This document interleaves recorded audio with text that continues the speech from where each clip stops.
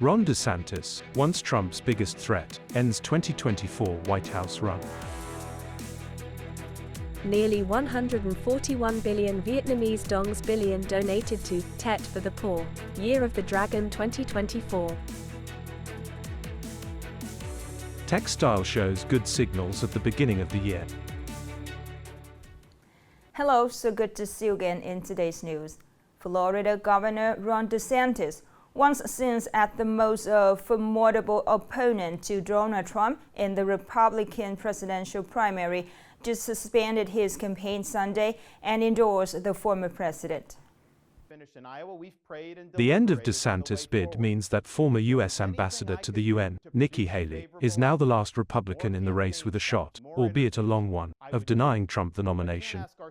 DeSantis' decision, less than a week after his deflating loss to Trump in Iowa despite an enormous investment there, caps a stunning fall from grace after DeSantis had been widely seen as Republicans' most promising alternative to Trump ahead of the general election in November. His departure sets up the one-on-one battle that Haley has coveted against Trump.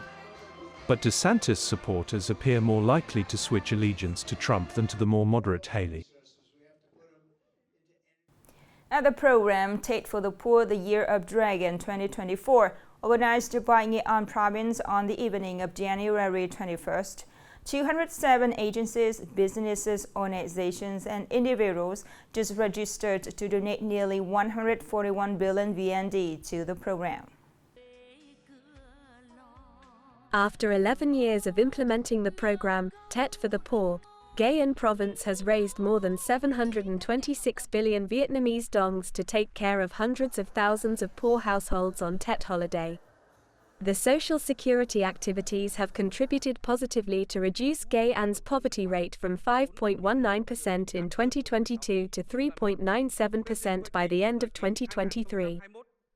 Although many efforts have been made, up to now, Nghệ An still has more than 45,000 poor households, over 50,000 near-poor households. They are now in need of support from the entire society. Responding to the letter from the provincial party secretary calling for support to help the poor celebrate the Tet holiday in 2024, many organizations and individuals joined hands with the provincial party and authority to help so that poor and near-poor households have a warm and joyful Tet.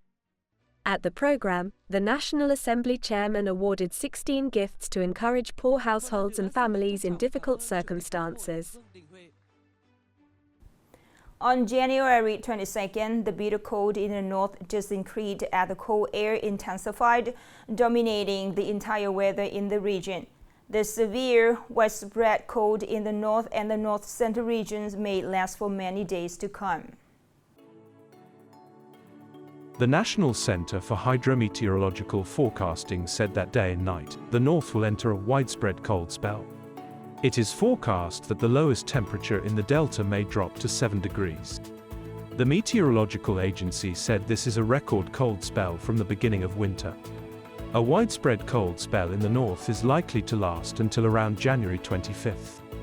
It is likely to last until January 24th in Nghệ An and Ha Tin.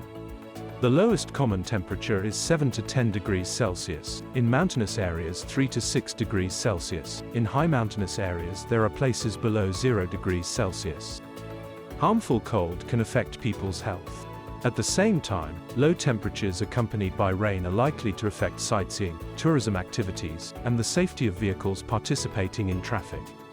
This type of weather also affects livestock, poultry and the growth and development of plants. Upcoming are some updated news. The Ministry of Transport has just asked the Vietnam Maritime Administration to support businesses in the face of rising prices for container freight services to Europe and America. Specifically, speed up port entry and exit procedures and the loading and unloading of goods for ships transporting import and export goods, especially container goods to the Americas and Europe.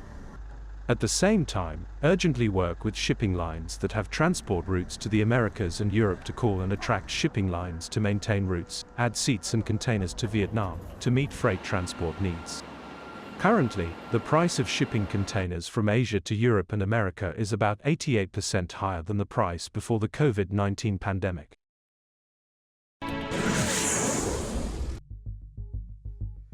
A landslide in China's Yunnan province killed 2 people on Monday, with dozens missing as rescue operations are underway in snowy sub-zero weather. The landslide hit the mountain village of Langshui in Yunnan province shortly before dawn, when most residents were asleep. At least 47 people from 18 households were buried. 2 of the missing people had been found dead in early Monday afternoon. Authorities have launched an emergency response involving over 300 rescue workers as well as dozens of fire engines and other equipment.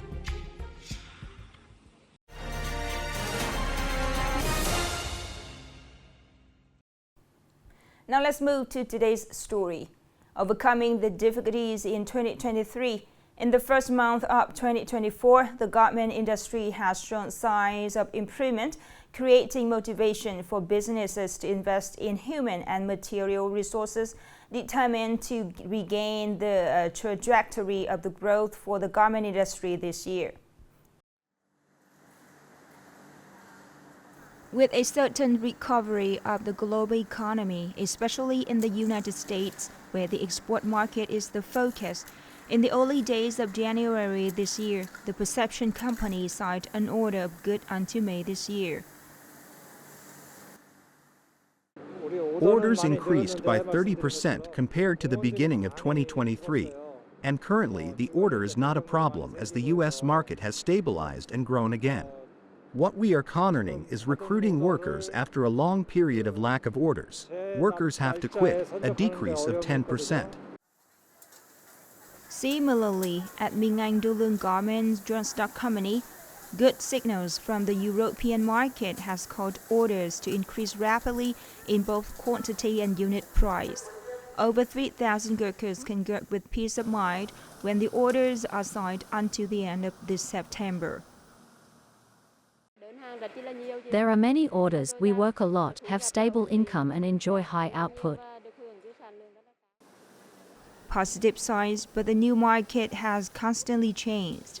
The world economy has also witnessed unpredictable fluctuations. According to the representatives of some garment enterprises, this year continues to be one of the years with many challenges. When the textile company is facing series of difficulties from the application of EPR mechanism, as well as the sustainable fashion strategic instead of fast fashion, and a number of mandatory conditions on EU supply chains. We focus on market research, expanding trends and customer needs. Focus on strategy, research, improve optimization in the production process, improve efficiency, reduce product costs. Now has more than 40 operating companies and factories. Their products have exported about 20 countries and territories. Although orders have shown good signs since the beginning of the year, the supply chain has still faced many risks, high input costs, and increasingly strict requirements for green products. Therefore, to compete and dominate the market, the businesses have no other way but to transform themselves and adapt towards quality investment and building sustainable brands. The last story just ended our program today. Thank you so much for your attention. Goodbye and see you later.